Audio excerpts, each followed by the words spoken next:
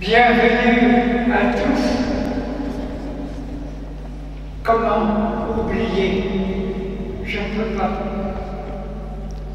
L'entrée de Mère Teresa au prix Nobel,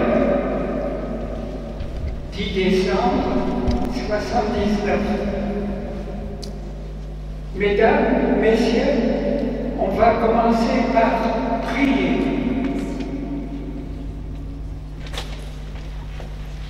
Vous devinez la surprise. Nous prions.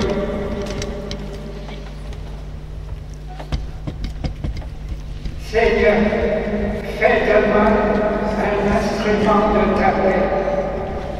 Là où est la haine, que je mette l'amour. Là où est l'offense, que je mette le pardon. Là où est la discorde, que je mette l'union. Là où est l'erreur, que je mette la vérité. Là où est le doute, que je mette la foi. Là où est le désespoir, que je mette l'espérance. Là où sont les ténèbres, que je mette la lumière. Là où est la tristesse, que je mette la joie. Ô Seigneur, que je ne cherche pas tant à être consolé qu'à consoler, à être compris qu'à comprendre, à être aimé qu'à aimer. Car c'est en se donnant qu'on reçoit, c'est en s'oubliant qu'on se retrouve, c'est en pardonnant qu'on est pardonné, c'est en mourant qu'on ressuscite à l'éternelle vie.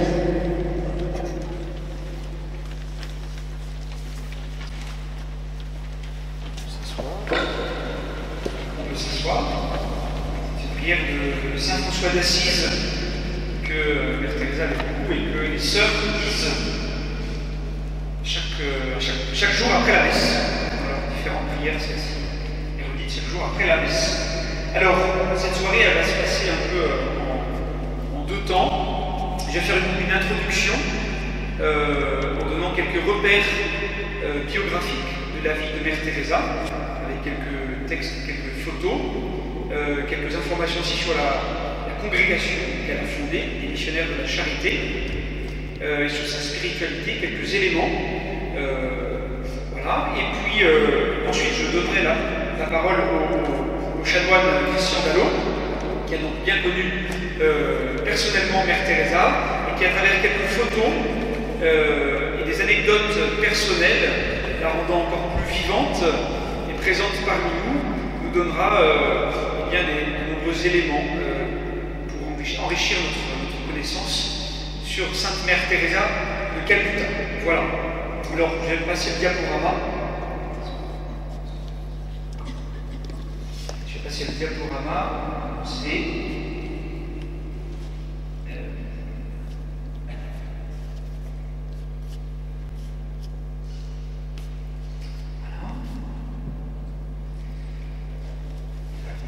Voilà.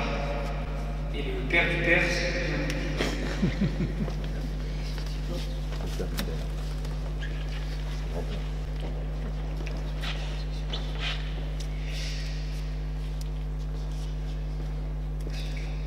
Je vais mettre le micro comme ça.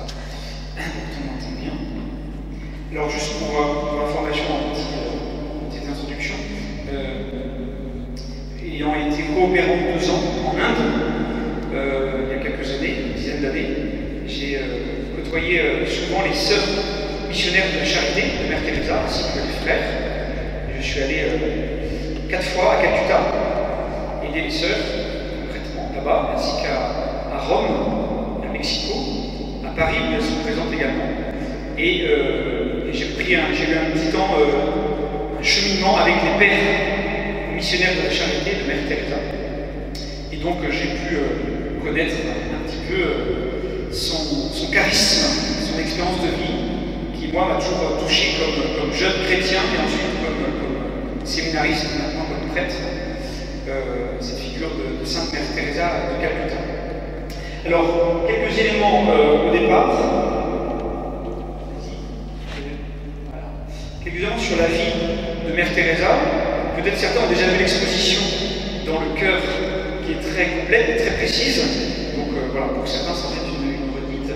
Et Mère Teresa est née en Albanie, à Skopje, aujourd'hui c'est la Macédoine du Nord, près de l'Albanie, dans une famille catholique, encore en 1910. Et elle perd son père très jeune, qui était un homme assez très droit, engagé dans la politique locale et qui, semble-t-il, aurait été empoisonné par des rivaux, des ennemis. Et donc elle vit avec sa maman et son grand frère et sa grande sœur. Et Mère Teresa témoigne que dès l'âge de 6 ans, à sa première communion, elle reçoit une grande force du Christ dans son cœur, dans sa vie. Et dès 12 ans, elle ressent un appel à consacrer sa vie comme religieuse à Dieu, et notamment comme missionnaire à la suite d'un témoignage de prêtre jésuite qui revenait de mission, qui passait dans les paroisses et qui donnait leur témoignage, demandait aux enfants, aux jeunes, aux paroissiens de prier pour leur mission. Et ça a beaucoup marqué pour ensuite suivre le Christ.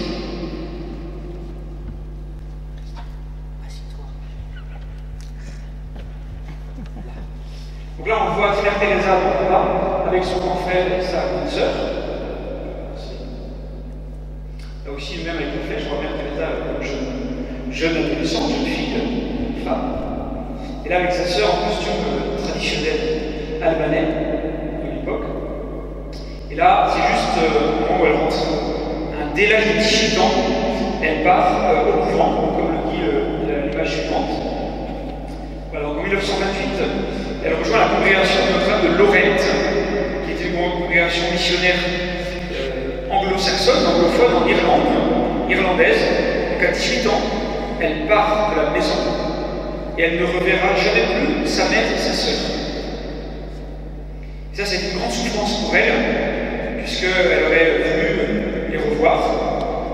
C'était prévu que sa mère et ses sœurs viennent la voir en Inde. Le problème, c'est qu'en Albanie, c'était le régime le plus communiste, le plus athée qui existe, et les frontières étaient totalement fermées. Impossible d'en sortir ou d'y entrer. Ce qui fait que Mère Teresa n'a jamais pu revoir sa mère. Voilà. Et pour elle, c'était une grande souffrance. Même si, voilà, à 18 ans, elle part, une forme d'abandon incroyable. Et d'Irlande, elle est envoyée en Inde, à Calcutta, pour commencer son temps de noviciat, de religieuse. Elle prend le nom de Sainte Thérèse, Sœur Teresa, en hommage à Sainte Thérèse de Lisieux, qui venait juste d'être canonisée en 1925, si je ne me trompe pas. Et elle devient professeure notamment d'histoire-géographie, et professeure très aimée de ses élèves. Voilà, on va voir un jeune novice qui part en Inde. Voilà, jeune religieuse, des sœurs de Lorette. Voilà, et c'est Mère Teresa qui est en haut, à droite, pour vous. Voilà, vous avoir bien chaud. Et donc, elle part en 1928, donc, à 18 ans, et elle est une très bonne religieuse, très dévouée dans la prière, dans le service, comme enseignante, une très bonne enseignante. Et le 10 septembre 1946, dans un train qui part d'Argentine, où elle part faire sa retraite des exercices spirituels elle-même, elle témoigne qu'elle avait vu un appel dans l'appel, où elle entend le Christ lui parler, et l'inviter à aller dans le trou des pauvres pour être sa lumière, auprès des plus pauvres, des pauvres, des plus abandonnés. Il faut savoir que la période en Inde est particulièrement troublante. C'est juste après la Seconde Guerre mondiale, il y a eu des famines auparavant, des problèmes de ravitaillement en riz, et puis c'est juste avant l'indépendance de l'Inde, 15 août 1947, où il y a eu 1 million de civils tués, 1 million d'Indiens tués dans la guerre civile entre musulmans et hindous. Et Calcutta est à la frontière avec le nouveau Bangladesh, Pakistan oriental, qui est musulman, et donc c'est un lieu où il y a énormément de réfugiés et de pauvres qui qui sont partout dans les rues. Donc une période très complexe, très difficile. Alors Mère Teresa, après avoir reçu cet appel dans l'appel, en parle à son père spirituel, en parle à l'évêque, c'est les jésuites belges qui étaient chargés de la mission dans cette zone-là, du Bangladesh occidental. Et elle fait une demande à Rome pour être exclostrée, c'est-à-dire pour demeurer religieuse, mais pas dans sa communauté, à l'extérieur. Et en général, à cette époque, Rome ne donnait jamais son autorisation. Jamais. Et là, elle a attendu patiemment. Ça, c'était un précis de sa sainteté, dans l'obéissance à l'Église. Elle a attendu, en confiance, et puis la nouvelle est arrivée, et l'autorisation était donnée par le pape Pie XII et la curie de pouvoir sortir au moins 1 an d'expérience dans les rues de Calcutta, seule religieuse, au milieu des plus pauvres. Et donc elle part le 17 août 1948. D'abord, elle va se former à Patna, dans une ville indienne avec des sœurs religieuses, notamment américaines, pour apprendre des rudiments des soins à donner au niveau médical. Et puis ensuite, elle part avec 5 roupies en poche, c'est-à-dire rien du tout, dans la rue avec un sac, et vraiment dans l'abandon total, la confiance totale à Dieu. Et Dieu va la conduire comme ça à faire l'expérience. Donc on la voit comme avec le sari, fameux, blanc avec des traits bleus. Et donc elle va nous faire confiance, et petit à petit, elle va avoir des personnes qui vont l'accueillir, qui vont lui prêter un logement. Je suis allé à Calcutta ça va faire 3 ans en septembre, pour un pèlerinage de prêtres. Il y a un groupe de prêtres diocésains dans le monde entier qui essaie de vivre de la spiritualité de Mère Teresa. Ça s'appelle le groupe Corpus Christi. Et on était une 50aine de prêtres du monde entier. On a été dans les lieux où Mère Teresa a vécu à Calcutta, notamment ce premier logement où elle a commencé à accueillir d'autres jeunes filles qui voulaient être religieuses comme elle auprès des pauvres des pauvres. Donc voilà, c'est ce qu'elle disait. Et puis c'est comme ça qu'elle fonde les missionnaires de la charité le 7 octobre 1950. Voilà, avec son sourire et ses rides. Et puis alors très vite, la congrégation va grandir. Une première maison est créée à l'extérieur de l'Inde, dans les années 60 au Venezuela, puis après à Rome. Donc c'est la seule congrégation religieuse apostolique qui est dans le Vatican. Elles ont une maison, la maison de Marie, dans le Vatican, vers la gauche, où elles accueillent des femmes seules et en difficulté, et puis aussi pour la soupe populaire le midi, pour les repas. Et puis petit à petit, Mère Teresa va être connue de plus en plus. D'abord un journaliste anglais qui va la faire connaître, et puis alors recevoir mon prix Nobel, comme on a parlé tout à l'heure, le Père Christian va en reparler ensuite, en 1979, et d'autres distinctions nombreuses de vraie reconnaissance au niveau international. Voilà. Et donc, sa sainteté, donc Mère Teresa meurt le 5 septembre, c'est un vendredi, 1997, je ne sais pas si vous vous souvenez, c'était quelques jours après l'édit. Et donc, on n'en a pas trop entendu parler parce que tout le monde était focalisé sur la princesse et pas sur la sainte. Voilà, donc toujours dans l'ombre, toujours dans l'obscurité, cachée. Alors, une petite anecdote incroyable. Elle est morte le vendredi soir, un vendredi. Et alors, ce jour-là, il y a un jeune volontaire japonais qui avait donné du temps, comme beaucoup de jeunes viennent à Calcutta pour venir aider les pauvres, avec les sœurs de Mère Teresa. C'est un jeune japonais athée qui, ce jour-là, vendredi 5 septembre 1997, repart à l'aéroport de Calcutta pour prendre son avion pour rentrer au Japon. Et il arrive à l'aéroport et panne d'électricité absolument générale dans toute la ville de Calcutta et à l'aéroport, impossible de prendre l'avion. Panne générale, plus de courant, plus d'électricité, un truc incroyable. Imaginez une ville de 15 millions d'habitants, comme Calcutta, qui est un peu l'enfer sur Terre. Et donc il revient à la maison de mère, chez les sœurs à Calcutta, et il apprend que Mère Teresa vient de mourir dans les ténèbres, l'obscurité la plus totale, à cause du fait qu'il n'y ait plus de lumière, plus d'électricité, Mère Teresa avait des problèmes de respiration et de cœur, et elle est morte ce soir-là. Ce jeune a vécu les obsèques de Mère Teresa, tout ça, il a été bouleversé, il est devenu chrétien, et maintenant il est prêtre missionnaire de charité de Mère Teresa en Inde. Voilà, je l'ai rencontré, il m'a donné son témoignage direct, et c'était très marquant, très touchant. Voilà, et ça tombe. Ce matin, quelqu'un m'a dit, est-ce qu'elle a été incinérée? Non, elle n'a pas été incinérée. Les chrétiens en Inde, les hindous sont incinérés, les chrétiens et les musulmans en Inde se font inhumer, leur corps entier, dans une tombe, on verra une photo tout à l'heure, à la maison mère à Calcutta.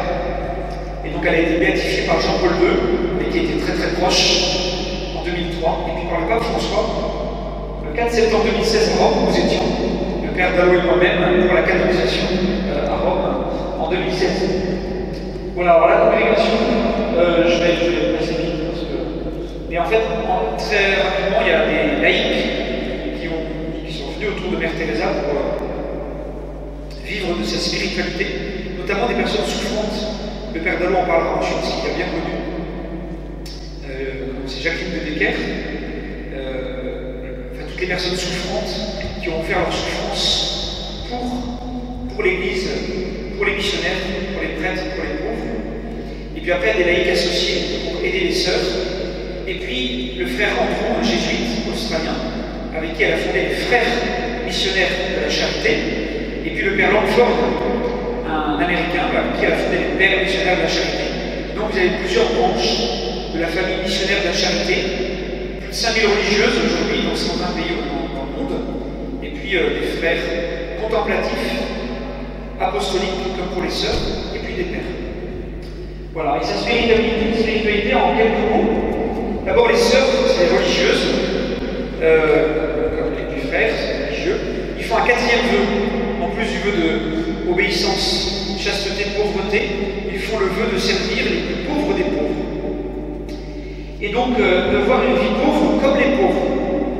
Donc on fait son linge.